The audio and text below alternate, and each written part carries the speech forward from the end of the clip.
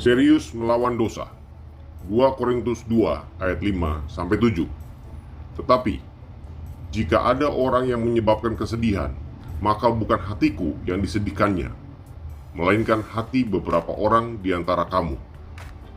Bagi orang yang demikian, sudahlah cukup teguran dari sebagian besar dari kamu, sehingga kamu sebaliknya harus mengampuni dan menghibur dia, supaya ia jangan binasa oleh kesedihan yang terlampau berat.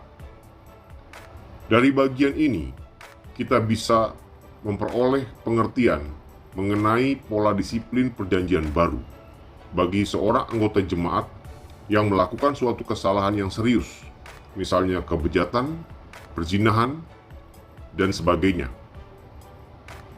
Demi mempertahankan integritas jemaat Kristus, maka gereja harus menegur pelanggar dengan teguran yang cukup keras, sehingga membuahkan pembaharuan rohani, namun tidak terlalu keras sehingga meniadakan pengharapan akan rahmat ilahi dan penerimaannya kembali ke dalam persekutuan jemaat.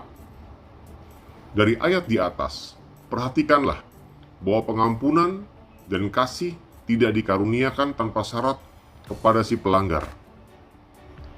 Setelah diberikan hukuman yang cukup, apabila orang yang berdosa itu bertobat dan hancur hati, maka dia harus diampuni dan dihibur dalam suatu roh kasih. Ayat 8. Hukuman dan pemulihan terhadap orang yang berdosa itu harus dilakukan dalam roh yang lemah lembut, sedih, tulus, kejengkelan, dan takut akan Tuhan dan firman-Nya, semangat untuk nama baik Tuhan, dan kesiagaan untuk melihat keadilan ditegakkan. Banyak gereja masa kini telah meninggalkan disiplin gereja perjanjian baru. Mereka menyokong toleransi terhadap dosa, meminta pengampunan yang tak bersyarat, menawarkan kasih karunia yang tak bernilai, dan menolak untuk mendengarkan apa yang dikatakan Roh kepada jemaat-jemaatnya. Sebagai akibatnya, dosa dianggap remeh, dan ketakutan akan Tuhan tidak ada lagi dalam jemaat mereka. Ingatlah kembali disiplin yang diajarkan Tuhan Yesus kepada para muridnya untuk dipraktekkan di dalam jemaat dalam Matius 18 ayat 15-17. Apabila saudaramu berbuat dosa, tegurlah dia di bawah 4 mata. Jika ia mendengarkan nasihatmu, engkau telah mendapatnya kembali. Jika ia tidak mendengarkan engkau, bawalah seorang atau 2 orang lagi, supaya atas keterangan 2 atau 3 orang saksi, perkara itu tidak disangsikan.